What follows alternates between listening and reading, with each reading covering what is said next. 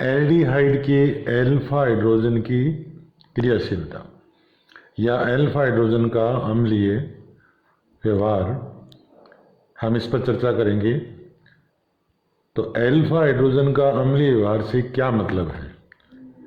CO समूह के पास उपस्थित कार्बन पर हाइड्रोजन जो होता है उसको हम एल्फा कार्बन कहते हैं, और ये जो एल्फा कार्बन होता है यह CO समूह के कारण से अम्लीय व्यवहार करता है, क्योंकि CO समूह इलेक्ट्रॉन आकर्षी समूह होता है और ये CO समूह का कार्बन जो इलेक्ट्रॉन डेफिशिएंट होता है वह CC बन के इलेक्ट्रॉन अपनी ओर अट्रैक्ट करता है।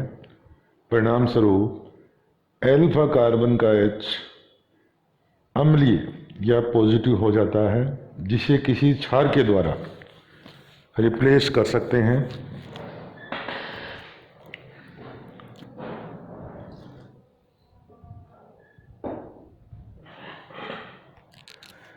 यहाँ पर हमें कार्बेनाइन मिला और ये कार्बेनाइन अनुनाद के द्वारा स्थायी होता है। इस प्रकार एल्फा H निकलने के बाद जो कार्बेनाइन बनता है वह कार्बेनाइन अनुनाद के द्वारा स्थायी हो जाता है। इसी कारण से यह कार्बेनाइन नाभिक स्नेही न्यूक्लियोफाइल के रूप में भी एक्ट करता है। यहाँ पर एल्फा H के पास OH माइनस यानी क्षार आएगा, तो यह एल्फा हाइड्रोजन को रिप्लेस करेगा और ऐसा करने पर CH बॉन्ड के इलेक्ट्रॉन कार्बन के पास रह जाएंगे, जिससे कार्बन नेगेटिव होगा। ये जो स्पीसीज बनी इसको हम कार्ब एनाइन भी कहते हैं।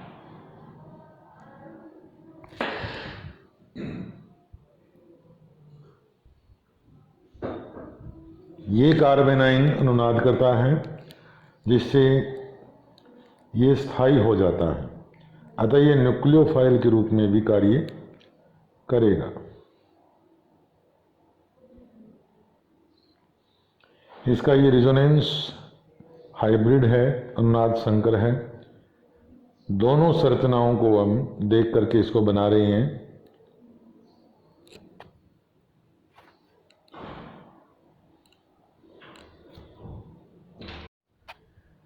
एल्फा H की अम्लीयता एसिडिटी से संबंधित बहुत ही महत्वपूर्ण अभिक्रिया है एल्डोल संघनन। ये क्या होती है? तो एल्फा H युक्त एल्डिहाइड या कीटोन तनु क्षार NaOH, Ne2CO3, बेरियम हाइड्रोक्साइड आदि की प्रेजेंस में बीटा हाइड्रोक्सी एल्डिहाइड या बीटा हाइड्रोक्सी कीटोन बनाते हैं। इसे हम एल्डोल क्रिया कहेंगे। तो यहाँ पर हमने जो बेंजोइड दिखाया उसमें एल्फा H नहीं है, तो जिसमें एल्फा H नहीं होता no alpha H no aldol.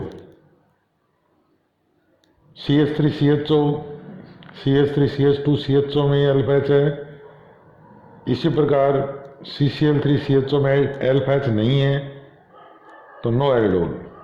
अब क्रिया कैसे लिखें? सबसे पहले क्रिया लिखने का तरीका ये होता है कि इसमें दो मॉलिक्यूल लेंगे हम।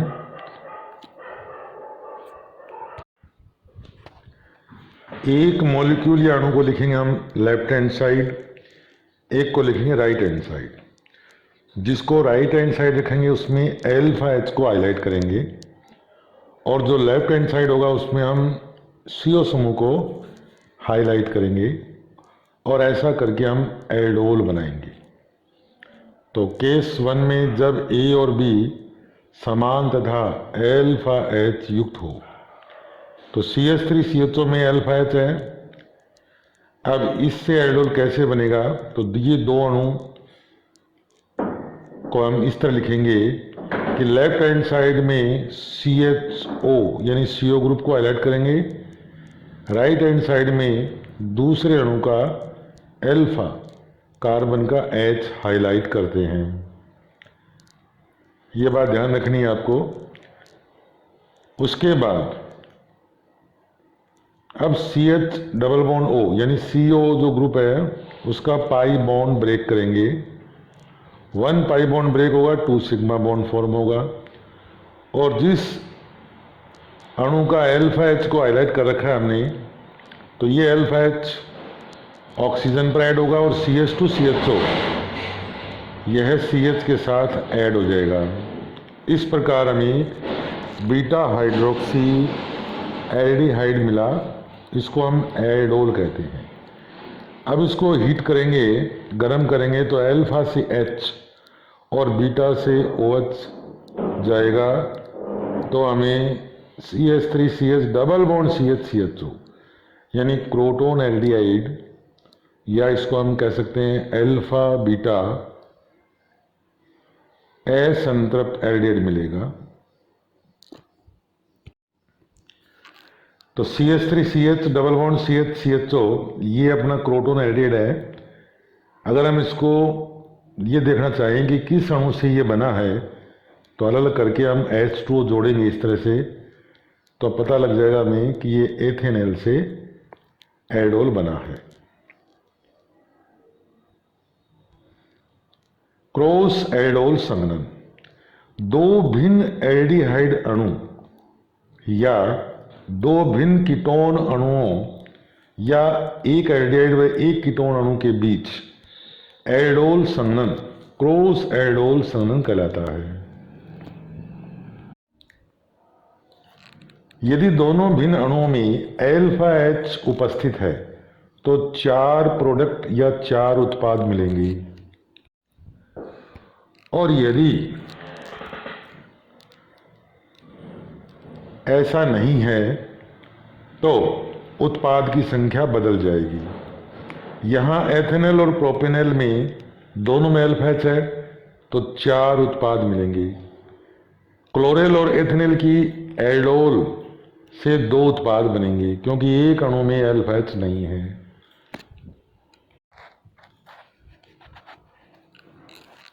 अब एग्जाम्पल हम पहले वाले को हम क्लियर करेंगे। माना एथेनॉल A तथा प्रोपेनॉल B है, तो पहला जो एल्डोल मिलेगा वो A प्लस A से, दूसरा A प्लस B, तीसरा जो B प्लस A, और चौथा प्रोडक्ट मिलेगा वो B प्लस B से। तो इस तरह 4 एल्डोल मिलेंगे, क्योंकि दोनों में अल्फा H है, दोनों एल्डिहाइड में अल्फा H की उपस्थिति है।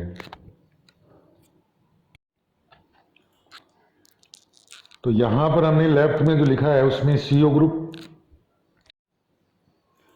को हाईलाइट कर लिया, और इस प्रकार ये पहला एल्डोल बना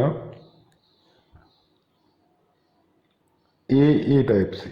अब बना रहे हम A प्लस B, तो यहां B कौन है?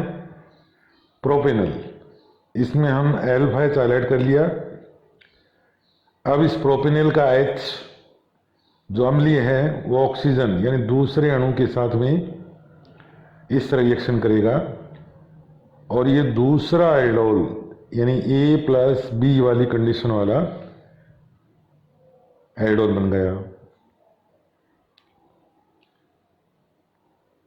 तीसरा जिसमें हम B plus A, B means propanol, तो प्रोपेनॉल का CO ग्रुप हाईलाइट करेंगे, और जबकि A यानी एथेनॉल का हम अल्फा H हाईलाइट करेंगे, और इससे रिजल्ट ये मिलेगा, वो अपना तीसरा एल्डोल होगा।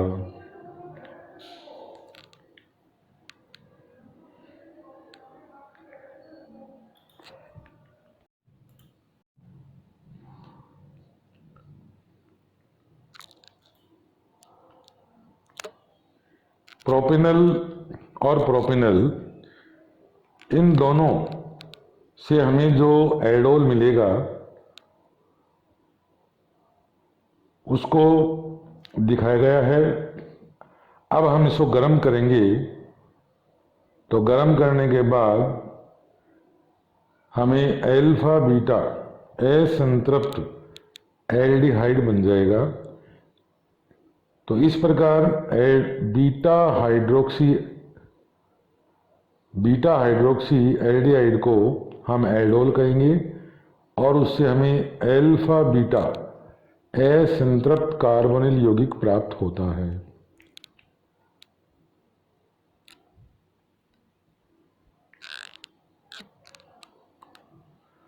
क्रियाविधि एल्डोल संघनन, इसमें पहला पद है इनोलेट आयन का निर्माण, यानी नाभिक स्नेही का बनना।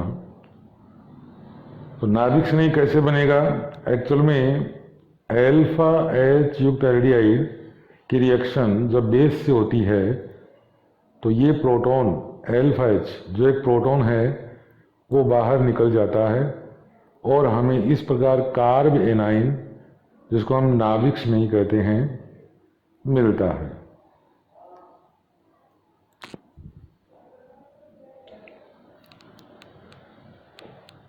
सेकेंड स्टेप में एल्डिहाइड कीटोन का दूसरा अणु, जिसे हमने लेफ्ट हैंड साइड में रखा था, CO समूह पर नाभिक स्नेही का आक्रमण होगा। ये बी पार्ट था अपना और ये ए था। तो लेफ्ट हैंड साइड में CO को हाईलाइट किया था हमने।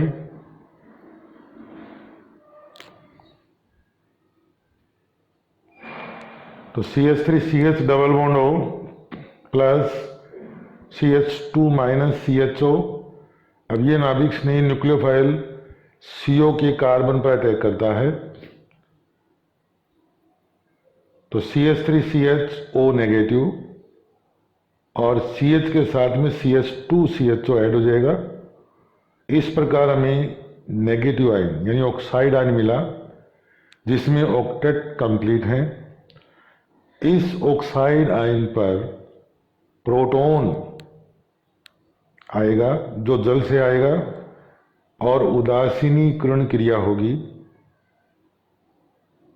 तो CH3CHO माइनस CH2CHO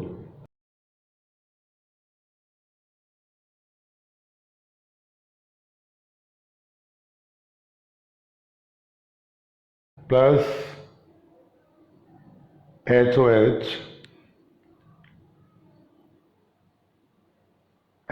से H पॉजिटिव O माइनस ग्रहण करेगा और इस प्रकार बनेगा CH3CHOH CH2CHO और OH माइनस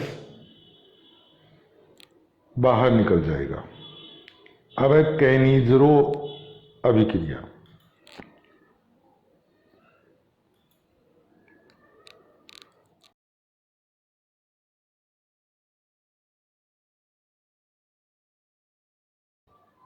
वे एल्डिहाइड जिनमें अल्फा एच नहीं होता, सांद्र क्षार कंसंट्रेटेड बेस की उपस्थिति में एक साथ ऑक्सीकरण व अपचयन क्रिया देते हैं।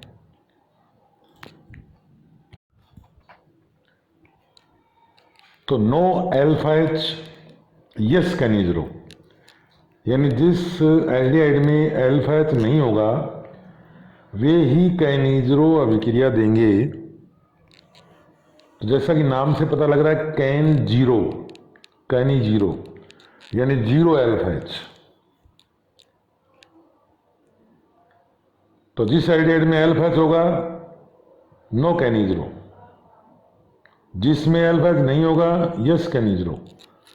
तो एज ए नोट गेट होता है फिजिक्स में, वैसे ये क्रिया है, यस का नो, नो का यस।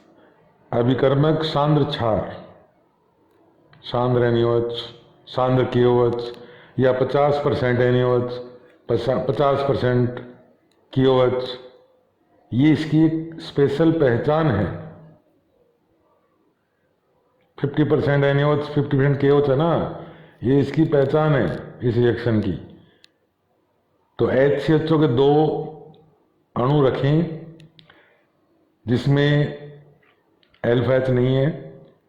अब 50% KOH ऐसे लिखा हो तो समझ जाओ एक अणु का यहाँ पर होगा ऑक्सीकरण और एक अणु का होगा अपचयन। तो एल्डिहाइड का ऑक्सीकरण होता है तो बनता है अम्ल, एसिड, एल्डिहाइड का अपचयन होता है तो बनता है अल्कोहल, तो फॉर्मेल्डिहाइड से मेथेनॉल और फॉर्मेल्डिहाइड से पोटेशियम फॉर्मेट। अब इसी क्रिया को हम थोड़ा डिटेल से समझें तो ये कुछ अणु लिखे हैं जिनमें अल्फा एच नहीं है, ये सभी कैनिज़रो अभिक्रिया देंगे। तो ये स्लाइड को रोक करके आप देख सकते हैं। अब इस रिएक्शन को समझते हैं हम कि 1 डिग्री अल्कोहल का ऑक्सीकरण होगा तो एल्डिहाइड बनेगा, और एल्डिहाइड का ऑक्सीकरण होगा तो एल्कीनोइक अम्ल।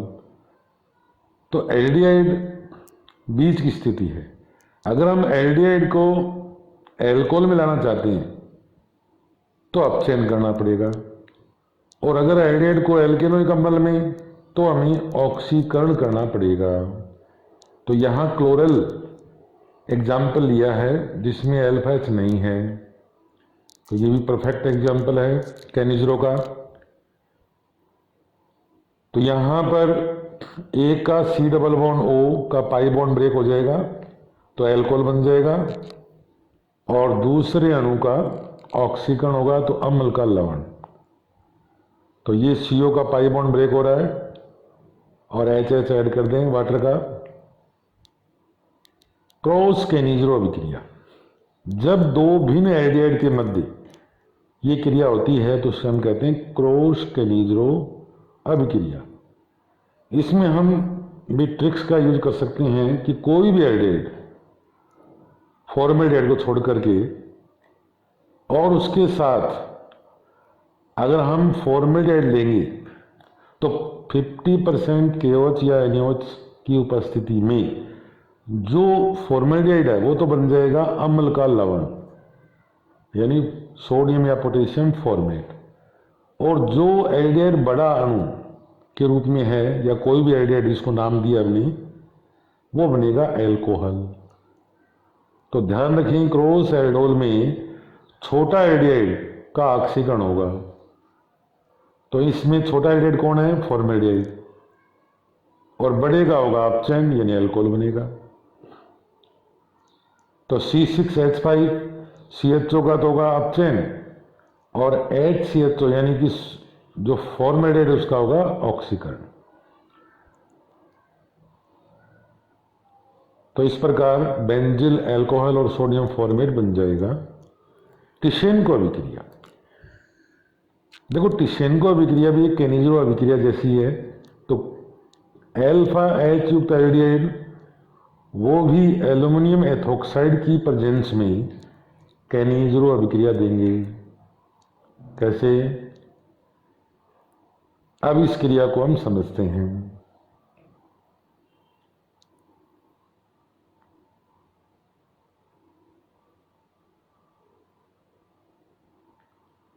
तो ये अपने पास है एथेनॉल, एथेनॉल।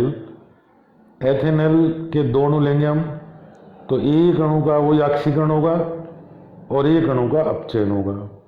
तो CH3CHO का ऑक्सीकरण होगा तो बनेगा एथेनोइक अम्ल, और अपचयन होगा तो बनेगा एथेनॉल। तो सबसे पहले हम अपचयन करवा रहे हैं, पाई बॉन्ड ब्रेक किया तो ये एथेनॉल बना,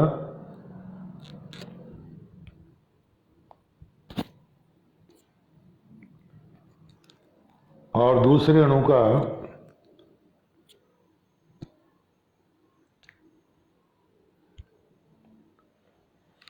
ऑक्सीकरण किया तो अम्ल बन गया। अब ये एल्कोहल और अम्ल बन गए अपने पास। तो जब भी रिएक्शन में एल्कोहल और अम्ल होते हैं तो हमारा एक स्पेशल रिएक्शन है acid plus alcohol is equal to ester plus water, यानी एल्कोहल से H और अम्ल से OH निकालो और एस्टर प्लस जल बना दो। तो इस प्रकार CH3CO OC2H5 प्लस H2O बन जाएगा।